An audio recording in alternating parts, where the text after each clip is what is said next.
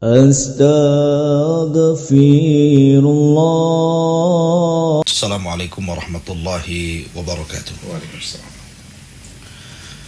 Bihamdillahi wassalatu wassalamu ala rasulillah wa ala alihi wa sahbihi wa mawalah wa la hawla wa la quwata illa billahi wa ba'du. Alhamdulillah, di pagi hari ini semoga Allah subhanahu wa ta'ala melindungi kita semuanya, serta tak lupa kita hadiahkan salawat serta salam kepada Nabi kita, Nabi besar Muhammad sallallahu alaihi wasallam. Allahumma salli ala Muhammad. Tema pada pagi hari ini kita akan membahas tentang antara takut dan juga khurafat serta kebaikan. Ma'asyiral muslimin, para pendengar yang dimuliakan Allah subhanahu wa ta'ala, sesuatu yang tidak samar bagi kita, karena juga media memberitakan kepada kita begitu khawatirnya dunia. Negara-negara besar, negara-negara berkembang, bahkan negara-negara yang memiliki teknologi yang luar biasa, hampir semua merasakan ketakutan yang luar biasa. Banyak himbauan dari para pemimpin-pemimpin negara, bahkan ada yang sudah menghabiskan uang yang begitu banyak untuk menghadapi virus ini. Tentu akidah seorang muslim, bagaimana caranya kita mengemas sebuah ketakutan? Karena banyak di antara kita, ketika menghadapi suasana seperti ini, manusia terbagi menjadi tiga. Ada orang yang melampaui takutnya, sehingga rasa takut kepada virus ini melebihi takut dia kepada Allah subhanahu wa ta'ala yang menciptakan virus ini sendiri. Kemudian yang kedua, ada yang cenderung meremehkan, tidak peduli, tidak menyandarkan hatinya kepada Allah, dan juga meninggalkan sebab-sebab bahwa virus ini suatu ketika bisa saja menimpa dirinya. Tapi ada kelompok yang ketiga yang berusaha berdoa kepada Allah subhanahu wa ta'ala seraya mencari sebab sebelum penyakit ini sampai kepada dia. Dan macam-macam manusia menghadapi virus ini. Ma'asyiral muslimin yang dimuliakan Allah azza wa jalla, ketika hampir semua negara, termasuk juga negara kita, dihebohkan dengan adanya lockdown, di mana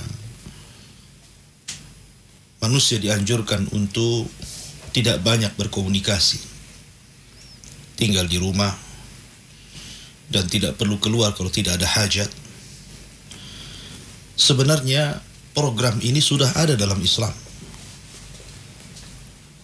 Kita lihat sabda Nabi sallallahu alaihi wasallam, "Idza sami'tum bit-ta'un bi ardin fala tadkhuluha, wa idza waqa'a bi ardin wa antum biha fala takhruju firaran minha." Jika kalian mendengar sebuah wabah menimpa sebuah kaum, maka janganlah kalian memasukinya. Dan jika terjadi pada wabah tersebut dan Anda berada di situ, maka jangan Anda tinggalkan karena lari dari wabah itu. Tentu ini sebuah antisipasi dari Nabi sallallahu alaihi wasallam untuk mengurangi penyebaran wabah itu menular kemana-mana dengan izin Allah subhanahu wa ta'ala.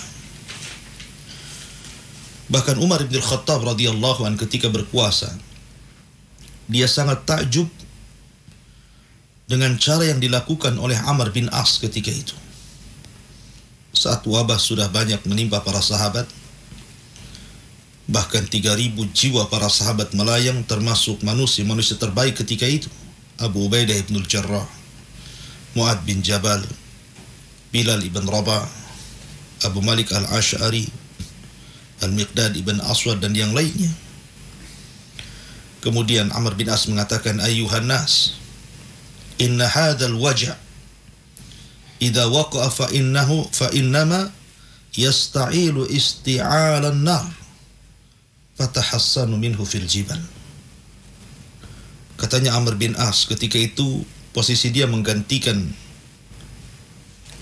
Mu'adz bin Jabal, karena pada awalnya kepemimpinan dipegang oleh Abu Ubaidah bin Jarrah, tapi kemudian Abu Ubaidah bin Jarrah meninggal karena taun. Kemudian posisi digantikan oleh Mu'adz bin Jabal. Mu'adz bin Jabal pun meninggal karena taun. Maka Amr bin As menggantikan dua orang ini. Ketika itulah Amr bin As dengan kepiawaiannya dan kecerdasannya sampai takjub Amirul Mukminin bagaimana menanggulangi sebuah wabah.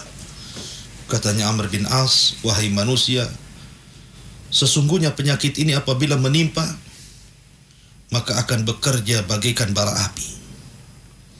Dia akan menyambar ke sana kemari dan siapapun akan sulit selamat daripada wabah ini. Maka bentengilah dari penyakit ini dengan larilah kalian ke gunung-gunung, berpisahlah satu dengan yang lainnya, agar jangan saling berdekatan. Begitulah Amr bin As memerintahkan kepada penduduk Syam untuk saling berjaga jarak alias lockdown. Dan ini syariat Islam. Jadi ketika pemerintah menganjurkan kita untuk tinggal di rumah, tidak banyak berkomunikasi, ini bagian daripada syariat Islam. Akan tapi ma'asyiral muslimin yang dimuliakan Allah Azza wa Jalla, tentu bagi seorang muslim tidak perlu merasa ketakutan yang berlebihan sehingga akhirnya melupakan zat yang menciptakan virus ini sendiri. Bahkan saya melihat berita itu, entah benar entah salah, wallahu a'lam, sampai karena kekhawatirannya mereka bahwa virus ini akan menjalar ke sana kemari, sampai sebagian mereka menimbun barang-barang pokok. Mereka berperang di pasar hanya untuk mendapatkan makanan untuk mereka timbun selama mungkin sebulan 2 bulan dalam rumah. Akhirnya kemudian sebagian yang lain tidak mendapatkan bahan pokok itu. Apakah harus seperti ini? Seseorang menghadapi di dalam suasana seperti ini tidak ada kepedulian kepada saudaranya.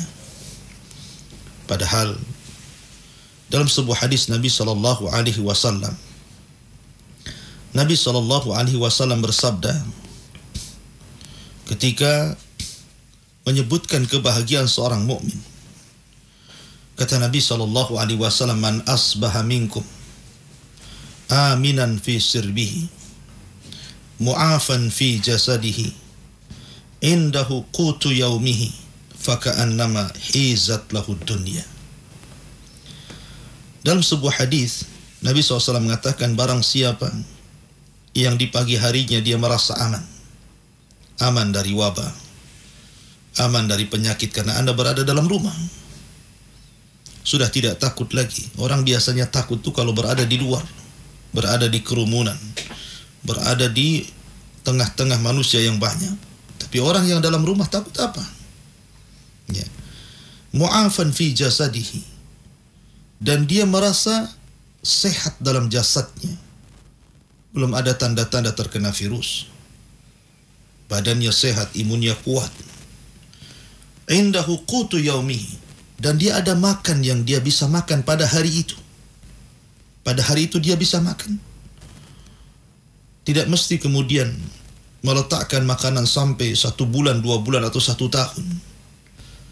Bahkan kemudian mendolimi saudaranya.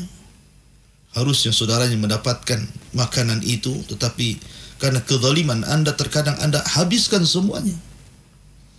Maka lihat kata Nabi SAW, faka'annama hizat lahu dunya. Sebenarnya sudah cukup bagi dia orang yang paling bahagia di dunia ini.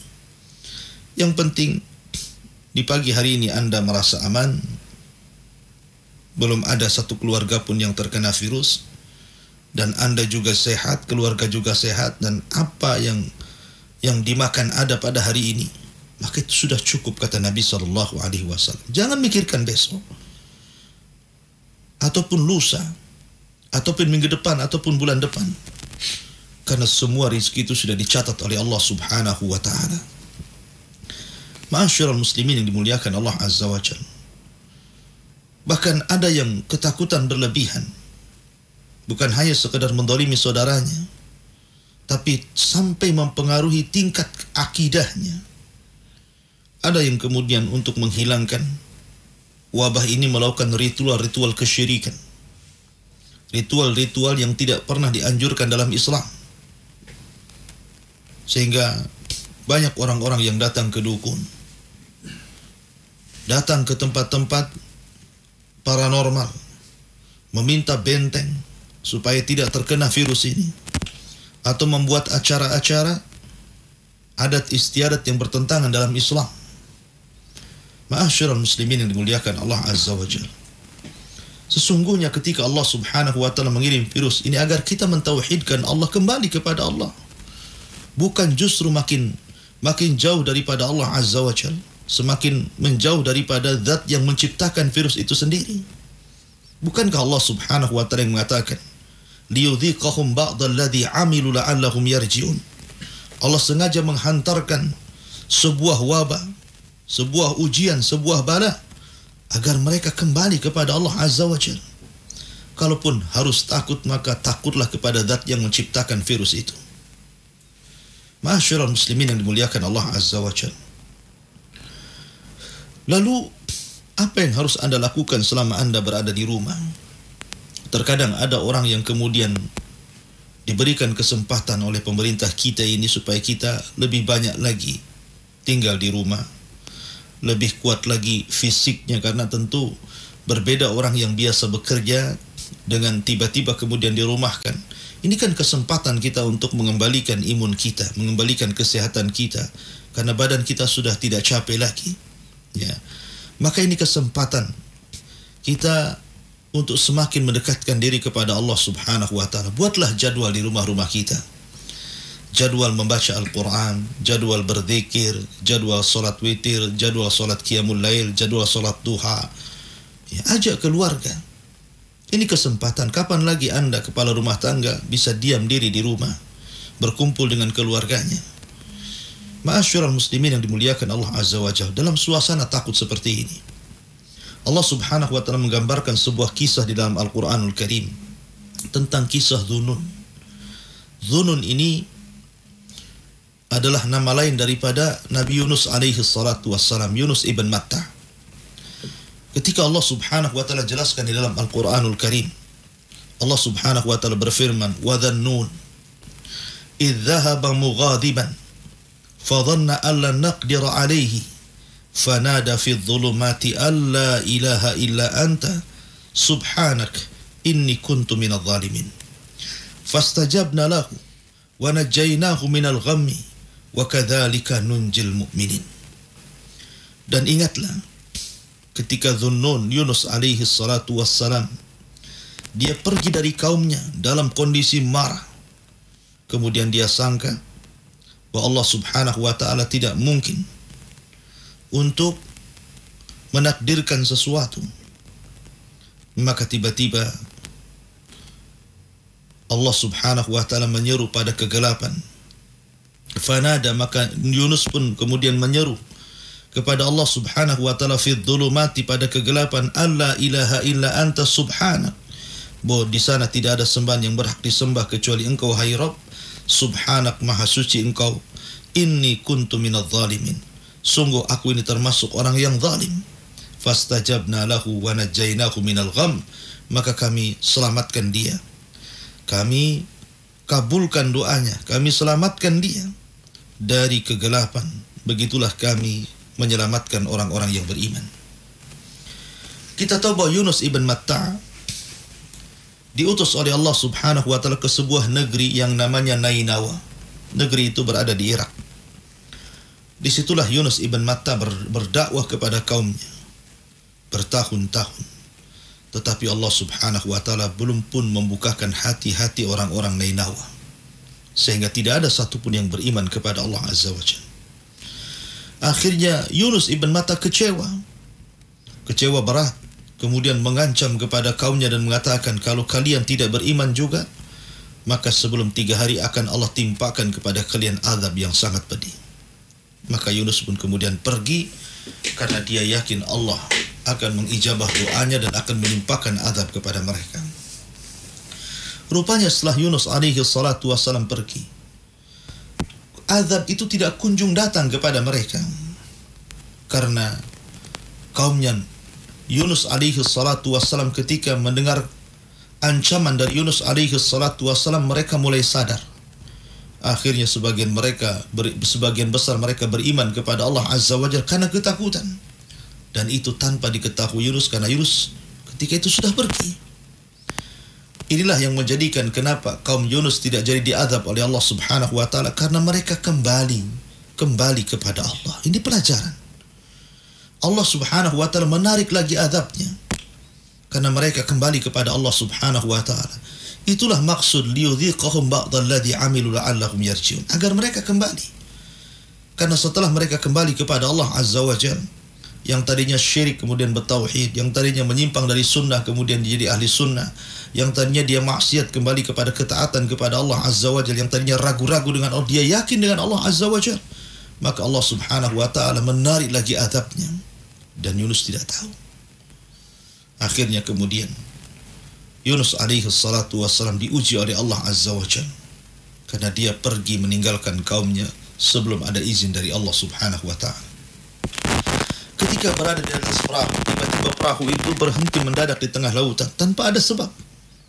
Yang itu menakutkan bagi orang-orang yang berada di atas perahu itu. Tapi Yunus sudah paham kenapa perahu itu sampai berhenti di atas gelombang yang sangat besar di tengah lautan. Maka inti cerita akhirnya Yunus pun setelah mengadakan undian, akhirnya dia pun yang terkena undian tersebut. Maka melompatlah Yunus dari perahu dan Allah sudah siapkan ikan yang sangat besar. Maka ikan itu kemudian menelannya, membawa Yunus ke dalam dasar lautan yang sangat gelap.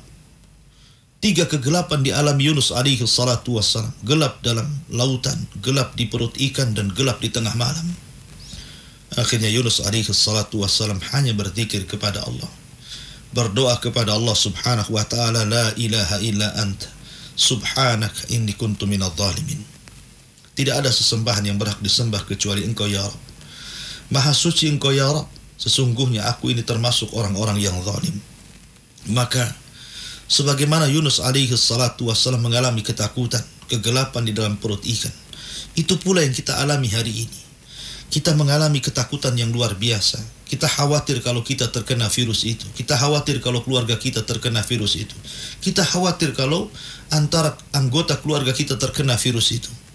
Maka contohlah Yunus alaihi salatu wassalam ketika Allah uji, berada di dalam perut ikan sendirian. Sebagaimana kita sekarang mungkin lebih banyak di rumah, maka perbanyaklah berdoa kepada Allah Subhanahu wa ta'ala dengan doa Yunus alaihi salatu wassalam, la ilaha illa anta subhanaka inni kuntu minadh dhalimin. La ilaha illa anta subhanaka inni kuntu minadh dhalimin. Percaya kepada Allah Subhanahu wa ta'ala, perbanyak doa, zikir, dan membaca Al-Quran, karena hanya dengan itulah sebab syar'i ya, kita memanjatkan doa kepada Allah Subhanahu wa ta'ala. Adapun sebab kauni, dengan Anda tinggal di rumah itu sudah merupakan sebab kauni. Dan kalau Anda keluar menggunakan masker, cuci tangan, menjauh dari kerumunan manusia kalau tidak ada hajat, itu adalah sebab-sebab kauni. Tapi sebab syar'i haruslah lebih kuat, menyandarkan diri kepada Allah Subhanahu wa ta'ala.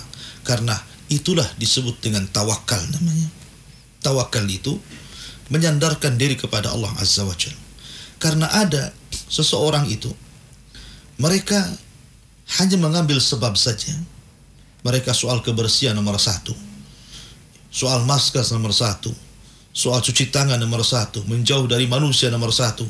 Akan tetapi hatinya tidak pernah disandarkan kepada Allah. Ini bisa jatuh pada kesyirikan, hanya bersandar kepada sebab dan meninggalkan hati ditujukan kepada Allah Subhanahu wa ta'ala.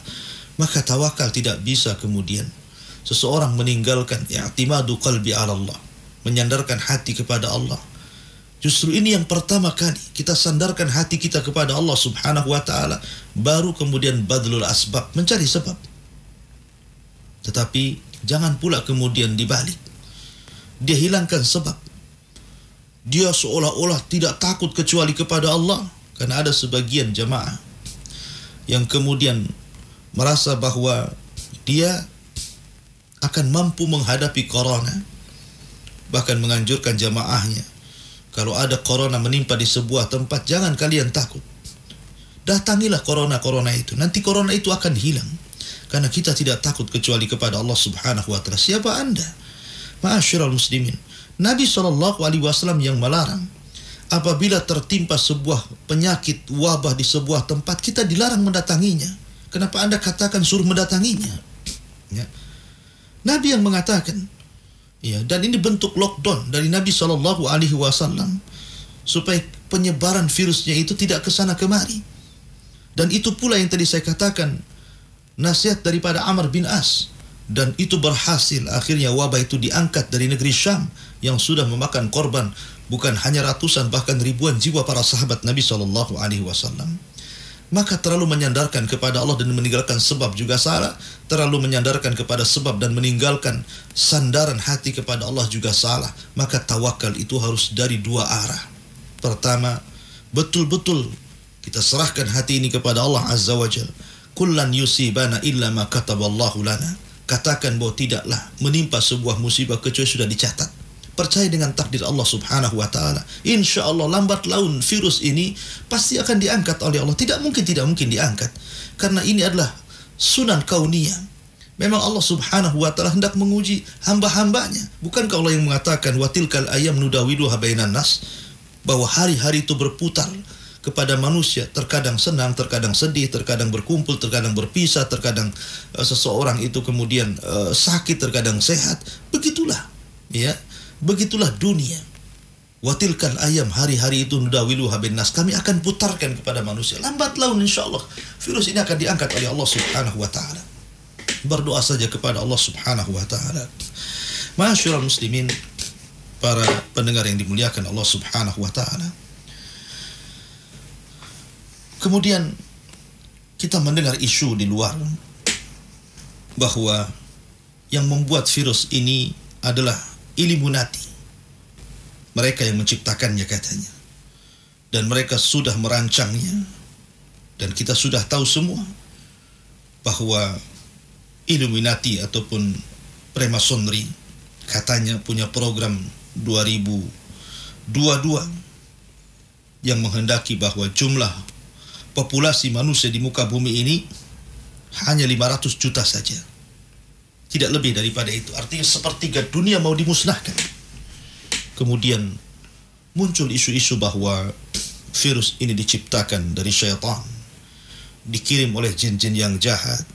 Virus ini datang dari kegelapan, kemudian juga diciptakan oleh dajjal-dajjal, dan begitu seterusnya. Ma'asyiral muslimin yang dimuliakan Allah Azza wa Jalla. Hendaklah seorang muslim percaya bahwa musibah itu ditimpakan oleh Allah Azza wa Jalla. Allah yang membuat penyakit, Allah yang mengangkatnya. Allah yang membuat musibah, Allah yang mengangkatnya. Ma'asyiral muslimin yang dimuliakan Allah Azza wa Jalla. Jangan menakut-nakuti manusia. Di dalam Al-Quranul Karim, Allah Subhanahu wa ta'ala berfirman, bagaimana Allah Subhanahu wa ta'ala meminta kepada kita bahwa idza ja'ahum amrun minal amni awil khawfi ada'u bihi walau rudduhu ila rasul wa ila ulil amri minhum la'alimahu alladhina yastanbitunahu minhum walaula fadlullah alaikum wa rahmatuhu lattaba'tumus syaitan illa qalila. Allah Subhanahu wa ta'ala berfirman, apabila datang kepada mereka sebuah perkara, baik berkaitan dengan keamanan ataupun berkaitan dengan al-khawf, perasaan khawatir, ketakutan, seperti saat sekarang ini. Ini disebut kondisi genting, di mana semua manusia mengalami ketakutan, bukan hanya di negeri kita, bahkan separuh dunia mengalami ketakutan. Ya. Jadi apabila kita menghadapi suasana seperti sekarang ini, genting dan ketakutan, apa yang harus dilakukan?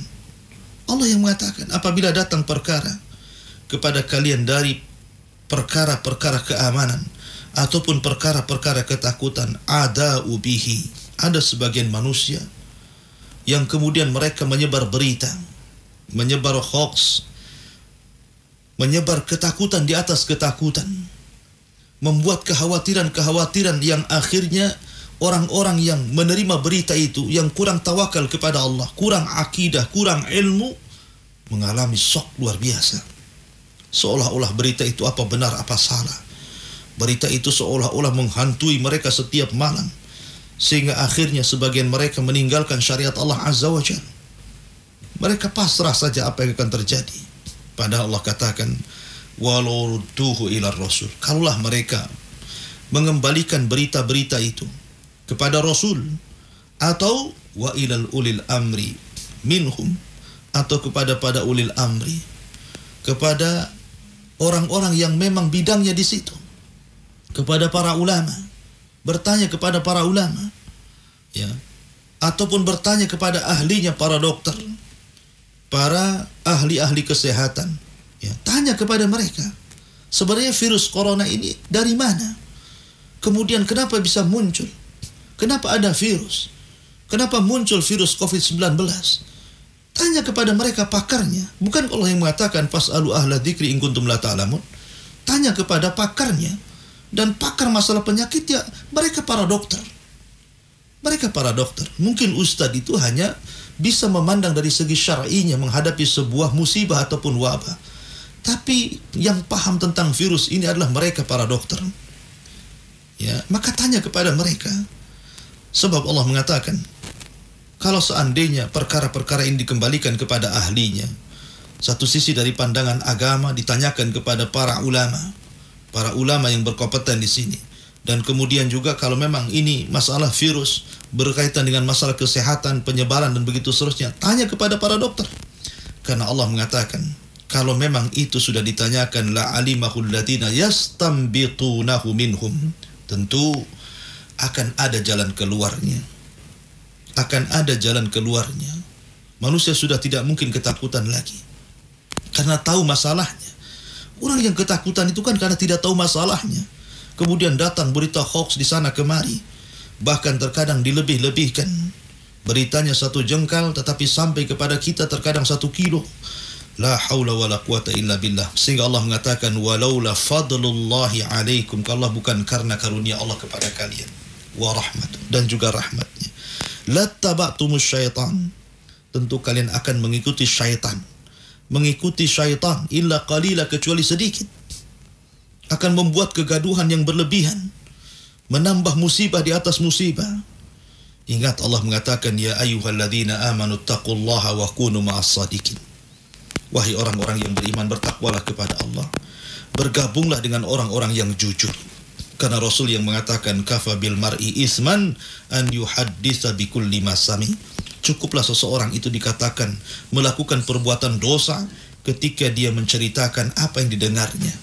Maka tolong bahwa jangan menambah musibah di atas musibah. Kita ini sudah sibuk dengan adanya virus ini.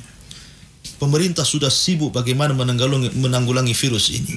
Manusia sudah dibuat kekhawatiran dan ketakutan, ditambah-tambah dengan khurafat, ya, yang kemudian menyebar di tengah-tengah masyarakat bahwa ini adalah virus yang akan menghanguskan sepertiga dunia, ya, atau mungkin datang dari kegelapan, hanya karena terkadang berita-berita dari luar yang kadang-kadang tidak ada sandarannya. Seperti ada seorang syekh meruqyah, ya, kemudian orang yang diruqyah ini bicara tentang corona.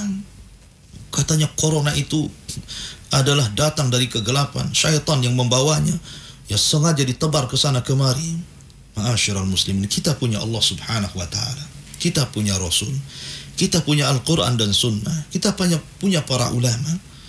Jangan kemudian kita percaya dengan ucapan jin. Dulu ada satu buku yang bicara tentang segitiga bermuda, di mana diceritakan orang yang kesurupan ini jinnya bicara bahwa Dajjal itu akan muncul dari segitiga bermuda. Dibantah para ulama, Karena ini bertentangan dengan hadis Nabi SAW. Anda percaya kepada jin atau percaya kepada para ulama yang memang mereka pakarnya? Bukankah Dajjal itu akan keluar dari arah timur? Kenapa pula muncul dari segitiga Bermuda? Ini sama juga hari ini dihebohkan dengan ucapan jin yang keluar dari orang yang diruqyah, cerita tentang corona. La haula wala. Corona itu ada di hadapan kita. Sudah menyebar. Dokter-dokter sudah angkat bicara.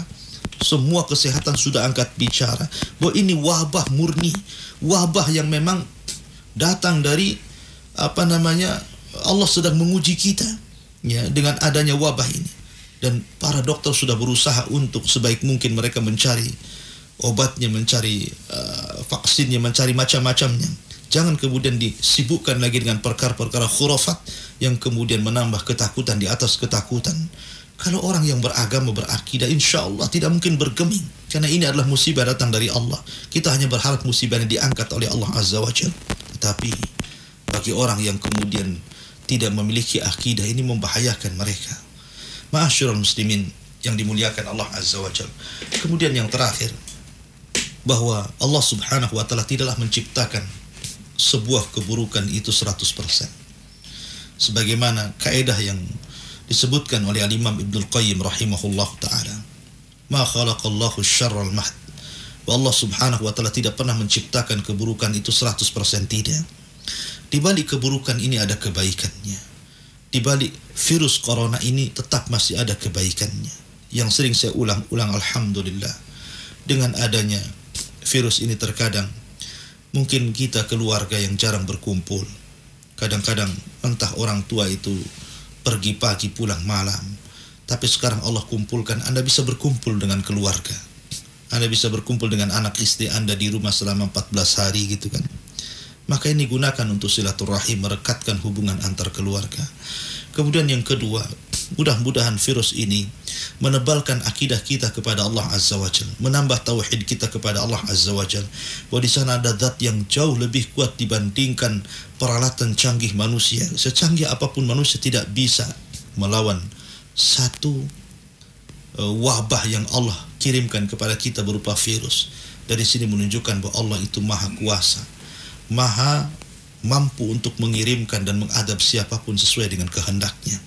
Oleh karena itu mantapkan tauhid kita bahwa memang Allah Subhanahu wa Ta'ala zat yang maha kuat. Kemudian juga yang ketiga, jadikan virus ini ya kebaikan bagi kita, bahwa dengan kita berada di rumah, gantilah aktivitas yang mungkin biasanya kita jarang mendekatkan diri kepada Allah Azza wa Jalla, perbanyak. Sekarang Anda sudah banyak waktu. Mungkin kemarin-kemarin Anda sibuk bekerja, sibuk ini, sibuk itu. Sekarang apa lagi alasannya? Maka perbanyak lagi ibadah kepada Allah Azza wa Jalla. Banyak lagi zikir kepada Allah Azza wa Jalla. Belajar lagi agama lewat media-media gitu kan, walaupun tidak hadir di majelis-majelis ilmu. Tetapi ini bisa kita gunakan untuk belajar lewat radio seperti ini, lewat YouTube yang mungkin program-program keagamaan, dan lebih daripada itu. Akhirnya kita sekarang mulai melek pentingnya kita ini menyandarkan diri kepada Allah Subhanahu wa Ta'ala, sehingga membaca zikir-zikir yang bisa menghilangkan wabah, menghilangkan penyakit, seperti zikir pagi dan petang, zikir sebelum tidur gitu kan. Kemudian juga zikir-zikir yang lainnya. Dan kita pun sudah mulai memperhatikan kesehatan. Padahal Islam sudah mengajarkan kesehatan sejak lama. Tapi sekarang kita lihat banyak kesadaran manusia sudah mereka menjaga kebersihan. At-tuhuru syatrul iman, bahwa kebersihan itu bagian daripada iman. Alhamdulillah. Ya, ini sebuah kebaikan bagi kita. Satu sisi mungkin ini sebuah keburukan, tapi di balik keburukan terkadang ada hikmah kebaikan yang harus kita pahami. Wallahu a'lam bishawab. Ini yang bisa saya sampaikan, mudah-mudahan ada manfaatnya. Saya kembalikan kepada moderator, falyatafaddal mashkura. Barakallahu fiik Ustaz atas materi yang sudah disampaikan di kesempatan yang berbahagia ini. Banyak sekali manfaat yang bisa kita petik dari apa yang sudah dijelaskan oleh Ustaz. Baik, kaum muslimin dan muslimat, pendengar dan pemirsa dimanapun Anda berada di seluruh dunia,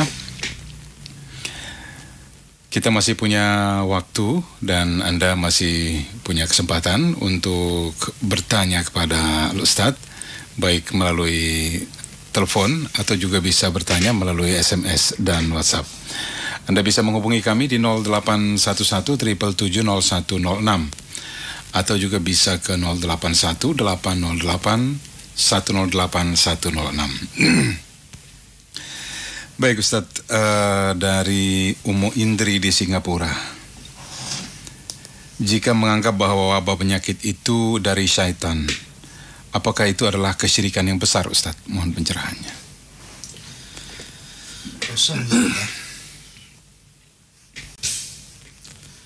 Kita tahu bahwa keburukan itu datang dari mana saja.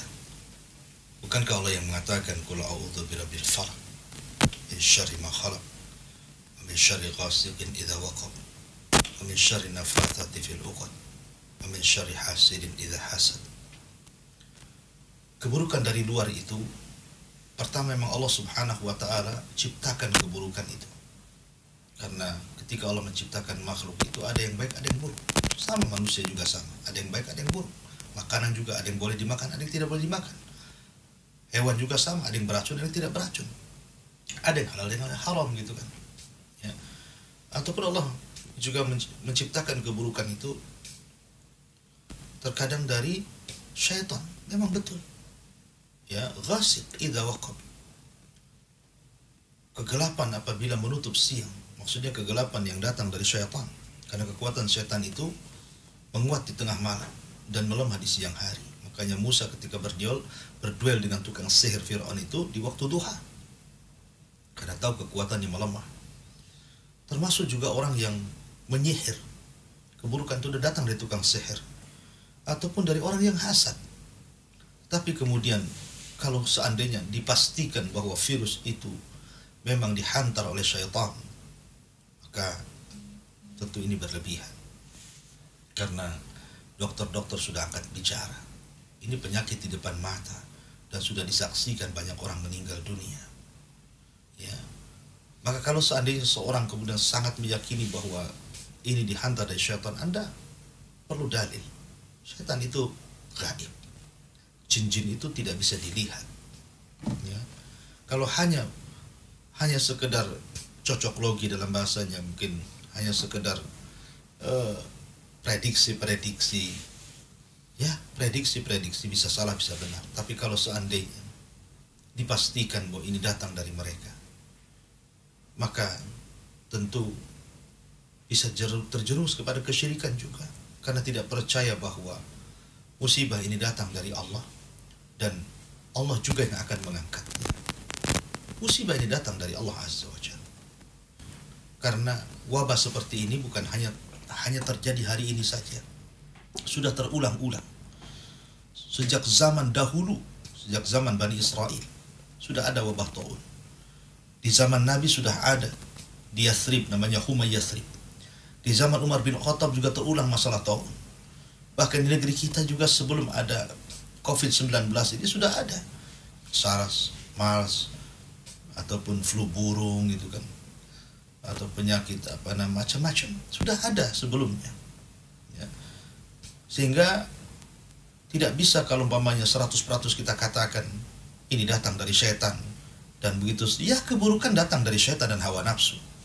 Ya, hawa nafsu juga mendatangkan keburukan, setan juga mendatangkan keburukan. Tapi kalau kemudian memastikan bahwa virus ini datang dari jin karena hanya bersandarkan kepada orang yang sedang diruqyah, kemudian jinnya bicara gitu kan, maka tidak bisa kita percaya dengan jin. Jin itu adalah para pendusta. Jin itu para pendusta. Karena saya juga pernah menyaksikan ada orang yang diruqyah. Ketika ditanya oleh sang peruqyah dukun itu, di mana bukhul kau simpan? Di lemari. Dicari lemari tidak ada. Tunjukkan di mana bukhulnya. Kubakar kau dengan ayat-ayat Al-Quran. Ditunjukkan, oh ada di atap. Dicari di atap tidak ada. Di mana ditunjukkan? Ada di belakang. Dicari. Semua dusta. Ya, dusta. Mereka para pendusta. Justru mereka jin-jin itu yang jahat. Ini sebuah kesempatan ketika manusia dilanda ketakutan, maka mereka akan memberikan ketakutan lagi. Kenapa? Karena memang tugas mereka yukhawifuna ibadah. Mereka menakut-nakuti hamba Allah Subhanahu wa ta'ala. Ya'idukumul faqr wa ya'murukum bil fahsya. Mereka menghembuskan di telinga-telinga orang-orang yang hendak berinfak, jangan berinfak nanti fakir, ditanamkan ketakutan, kemudian menyuruh untuk berbuat keburukan. Begitulah tugas mereka, karena jin yang baik itu tidak lebih banyak daripada jin yang jahat. Wa inna minna salihuna wa minna duna dzalik, kata jin, di antara kami ada yang soleh, di antara kami ada yang tidak soleh. Dan jin yang baik tidak mungkin masuk ke tubuh orang yang beriman kemudian mengganggu, tidak mungkin. Karena jin yang baik, yang soleh, dia tahu itu sebuah kezaliman. Hanya jin-jin yang jahat saja yang masuk ke tubuh manusia kemudian bicara sekehendaknya untuk menyesatkan Bani Adam. Maka tidak boleh seorang percaya kepada perkataan jin. Kembalilah kepada Al-Quran dan Sunnah Nabi SAW. Wallahu a'lam. Jazakallah Ustaz atas penjelasannya. Pertanyaan yang berikutnya Ustaz dari Tiara di Singapura. Barakallahu fikum Ustaz. Apa langkah-langkah kita sebagai umat Islam agar Allah segera mengangkat virus ini dari negeri kita? Syukran Ustaz atas jawabannya. Alhamdulillah. Allah Subhanahu wa taala berfirman, "Walau anna ahlal qura amanu wattaqaw, lafatahna 'alaihim barakatin minas sama'i wal ardh." Kalaulah penduduk negeri ini mau beriman dan bertakwa kepada Allah, tentu kami akan kirimkan berkahnya dari langit dan dari bumi. Tapi Allah mengatakan, walakin kadzabu fa akhadnahu bima kanu yaksibun. Tapi ketika mereka mendustakan, maka kami akan adab terhadap apa yang mereka lakukan di bumi ini. Jadi iman dan takwa itu sebenarnya yang menjadikan sebuah negeri itu penuh dengan berkah. Iman dan takwa artinya, kalau penduduk negeri ini mau segera diangkat dari wabah, dari bala yang sekarang sedang menimpa hampir di semua negeri, baik yang muslim atau yang non-muslim, maka kewajiban kita untuk kembali mendekatkan diri kepada Allah Azza wa Jalla. Lebih percaya lagi dengan Allah, itu kan. Dijadikan sebuah pelajaran. Bahkan ketika pemerintah kita ini menganjurkan kita untuk lockdown umpamanya, ini kan bagian daripada ketaatan kepada pemerintah. Tetapi ada juga kadang-kadang masyarakat kita ini yang masih degil, disuruh tinggal di rumah malah jalan-jalan, ya, malah kemudian akhirnya pusat-pusat pembelanjaan malah lebih penuh, pusat-pusat wisata malah lebih penuh. Alasannya apa? Karena anak-anak sudah tidak sekolah lagi. Lah ini kan aneh gitu ya. Pemerintah ini menganjurkan, itu juga sesuai dengan syar'i, supaya menghambat penyebaran virus, ya, supaya jangan berkumpul-kumpul di tempat-tempat pembelanjaan, di mal-mal, di pasar-pasar, di pantai-pantai gitu kan, di pelabuhan-pelabuhan, di bandara-bandara. Malah kemudian ada sebagian orang itu malah memanfaatkan momen seperti ini malah untuk keluar. Kenapa? Alasannya anaknya libur tidak sekolah, orang tuanya pun boleh kerja di rumah begitu kan. Ya kalau seandainya arahan-arahan pemerintah yang merupakan juga arahan daripada agama, sebenarnya bukan pemerintah yang mengarahkan, agama sendiri. Yang tadi saya katakan, Nabi yang menyuruh kita untuk lockdown itu Nabi, ya. Apabila ada sebuah wabah di sebuah tempat, jangan masuk, dan yang dari luar jangan keluar gitu. Bahkan Amr bin As menyuruh agar manusia itu jangan berkomunikasi satu dengan yang lainnya, dan mereka lari ke gunung-gunung, ya, menunjukkan bahwa ini syariat Islam. Syariat Islam, ya, pemerintah tidak mengada-ngada, ini sesuai dengan syariat Islam. Ya, kalau kita ini mentaati Allah, mentaati Rasul, dan mentaati pemerintah yang baik sesuai dengan perintah Allah dan Rasulnya, maka itu salah satu sebab bisa diangkatnya atau memutus rantai penyebaran virus itu. Dan itu sudah dilakukan di beberapa negara gitu kan, termasuk Saudi sendiri yang di situ banyak para ulama. Bahkan ada satu ulama itu yang awalnya fatwanya beda, ya, bahkan mengatakan tetap harus sholat ke masjid, sholat berjamaah, tapi dengan melihat situasi, akhirnya fatwanya dicabut lagi dan menyuruh agar sholat di rumah-rumah. Tidak ada masalah, ya, sholat di rumah tidak ada masalah, dari segi syar'i pun tidak ada larangan, ya. Seperti sebagian para ulama mengatakan, alasan kenapa kemudian para ulama berfatwa bolehnya meninggalkan Jumat, bolehnya meninggalkan jamaah saat seseorang itu merasa takut karena tersebarnya wabah gitu kan. Karena ada 3 perkara. 1, bagaimanapun seseorang itu tidak boleh mencelakakan dirinya kepada kematian. Wala tulqu bi aidikum ila tahluka, karena wabah ini sudah terbukti dalam hitungan hari. Kalau seandainya imun tubuh itu tidak sanggup melawannya, berakhir dengan kematian dengan izin Allah Subhanahu wa taala. Jadi orang takut mencelakakan dirinya, ya. Kemudian yang kedua, takut terhadap hartanya. Karena dalam situasi seperti ini, ya, akhirnya mulai langka bahan makanan, bahan pokok, bahan ini, bahan itu, belum lagi rebutan di pasar gitu kan. Kalau orang tinggal di rumah, dia bisa menjaga hartanya, menjaga keluarganya, menjaga anak-anaknya, ya kan. Kemudian yang ketiga juga, maka ini seseorang menjaga keluarganya, supaya ketika Anda sebagai kepala keluarga dalam rumah, Anda bisa cegah istri keluar, anak keluar, main-main ke sana kemari. Dan mohon nih, terkadang anak-anak saya dengar juga di Batam ini, sampai ada Satpol PP merazia anak-anak yang ada di warnet-warnet di game-game ini. Ini kan maksudnya sekolahan itu meliburkan itu supaya anak-anak di rumah gitu kan. Ini enggak, malah berkeliaran gitu kan. Nah, ini mana tanggung jawab orang tuanya? Harusnya kan orang tuanya jangan sampai kemudian anak ini keliaran ke sana kemari, apalagi di tempat-tempat game, ya, PlayStation atau apa namanya, itu kan tempat berkumpulnya orang-orang tuh. Maka ini mohon orang tua, ini maksudnya program ini tinggal di rumah, bukan berarti kemudian anak-anak sesuka dia ke sana kemari. Ini tanggung jawab Anda, ya. Jadi 3 perkara ini sebenarnya supaya kita ini terhindar dari virus, ya, penyebarannya tidak ke sana kemari. Sudah di rumah saja, apa susahnya di rumah? Ya, bahkan kita lihat Ashabul Kahfi dulu. Coba masuk ke dalam gua. Gua itu tidak pernah dihuni. Gua itu sangat menakutkan. Tetapi ketika kemudian gua itu dijadikan sebuah tempat untuk menyadarkan diri mereka kepada Allah Subhanahu wa taala, akhirnya gua yang menakutkan itu menjadi rahmat. Ya, mungkin Anda sekarang kayaknya kok nggak kerasan tinggal di rumah, hanya 14 hari kayak gimana gitu kan. Maka jadikan itu sebagai turunnya rahmat di rumah kita dengan cara berzikir, membaca Quran, buat agenda sholat malam, buat keluarga beribadah kepada Allah Azza wa Jalla. Mungkin dengan cara seperti itu. Coba kalau masing-masing di rumah, masing-masing sekarang yang ada di rumah itu mendekatkan diri kepada Allah Azza wa Jalla, insya Allah lambat laun bahwa virus ini akan segera diangkat, dan kita berdoa seperti itu. Wallahu a'lam.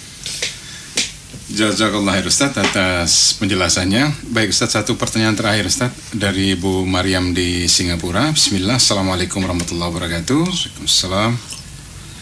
Ustaz, apakah pada saat virus COVID-19 ini kemudian banyak para dokter yang meninggal karena hal ini, apakah kematian para dokter ini bisa dikategorikan hukumnya ilmu diangkat seperti Allah mewafatkan para ulama dan orang-orang yang berilmu, serta bagaimana dengan mereka yang mengatakan bahwa ini takdir Allah semata? Mohon pencerahannya Ustaz. Ya, alhamdulillah. Yang dimaksud hadis Nabi SAW, Inna Allah la yaqbidu ilman intiza'an yantazi'uhu fi suduril ibad walakin biqabdil ulama. Tidaklah Allah mencabut ilmu dari dada-dada seorang muslim kecuali dengan cara mewafatkan para ulama. Sudah ilmu di sini ilmu agama, bukan ilmu dunia. Kalau ilmu dunia itu satu meninggal akan muncul lagi orang yang jauh lebih cerdas dibandingkan dia. Tapi kalau ilmu agama, satu ulama meninggal maka tidak ada yang menggantikan posisinya. Karena Rasul yang mengatakan mautul alim musibatun la tujbar. Kematian seorang alim, maksudnya dalam hal agama, itu kematian yang tidak bisa ditempel, tidak bisa digantikan. Tidak ada sampai sekarang yang bisa memposisikan diri sebagai Imam Syafi'i, Imam Ahmad, Abu Hanifah, Imam Malik. Siapa? Tidak ada. Bahkan masyayikh kita sudah meninggal duluan juga, tidak ada yang bisa menggantikan Syekh Albani, Syekh bin Baz, Syekh Utsaimin, dan yang lainnya. Jadi yang dimaksud hadis itu adalah bicara tentang ilmu agama, bukan ilmu dunia. Kedokteran ini kan ilmu dunia, ya. Tapi tentu kita bersyukur kepada Allah Azza wa Jalla. Kemudian juga bersyukur kepada para dokter, para perawat. Subhanallah, jasa Anda sangat besar sekali. Jasa Anda sangat besar sekali. Ya, semoga Allah Subhanahu wa taala senantiasa melindungi Anda, memberikan kesehatan kepada Anda, melindungi keluarga Anda. Dan kalaupun Allah Subhanahu wa taala takdirkan sebagaimana yang ma'ruf di berita ada beberapa dokter senior kemudian sampai tertimpa bahkan menjadi korban virus COVID-19 ini. Semoga kematian syahid. Kalau Anda seorang yang beriman, karena bagaimanapun Nabi yang mengatakan bahwa bala ini adalah azab bagi umat sebelum kita, tapi menjadi rahmat bagi umat Islam. Maka saya juga sangat bangga dan berterima kasih kepada Anda, wahai para perawat, para dokter. Jasa Anda besar sekali. Kalau bukan karena Allah Subhanahu wa Ta'ala dan Anda sebagai garda terdepan menghadapi virus ini, lalu siapa lagi yang paham dengan virus ini? Cuman Anda. Kami ini rakyat biasa, Anda tahu apa-apa? Atau kami ini selaku ustadz hanya bisa tinjauannya itu hanya syar'i saja. Tapi kita tidak tahu di balik virus ini apa, bagaimana cara menangkalnya, bagaimana cara menanggulanginya. Hanya Anda yang paling paham dengan itu. Maka kami berterima kasih. Ya, semoga Allah Subhanahu wa Ta'ala membalas dengan balasan yang setimpal bagi Anda. Semoga Allah berikan kesabaran kepada Anda. Karena seandainya Anda lari, Anda bisa saja lari. Karena takutnya Anda bisa saja lari. Sebagaimana yang lainnya. Tapi karena tanggung jawab yang ada di pundak Anda, sehingga Anda korbankan waktu, korbankan keluarga, gitu kan. Di tengah-tengah kekhawatiran bahwa Anda akan terkena sebagaimana tabiat manusia. Ya, karena virus ini virus yang sangat aneh sekali. Virus yang sangat aneh, penyebarannya juga aneh. Ya, kita tidak tahu, bahkan nampaknya normal rupanya dia kena virus. Nampaknya dia sehat rupanya kena virus. Tidak bisa deteksi dan begitu seterusnya. Sehingga di tengah-tengah keanehan virus ini, tapi Anda masih bekerja, masih berusaha untuk supaya jangan tersebar, ya, masih menjaga kita-kita yang tidak paham, awam. Dengan Anda terus bekerja seperti ini sebuah kebaikan. Maka sekali lagi saya doakan semoga Allah Subhanahu wa Ta'ala membalas yang lebih baik lagi kepada Anda, berikan kesehatan kepada Anda, keluarga Anda, dan lebih daripada itu semoga Allah melindungi Anda semuanya. Wallahu a'lam bishawab.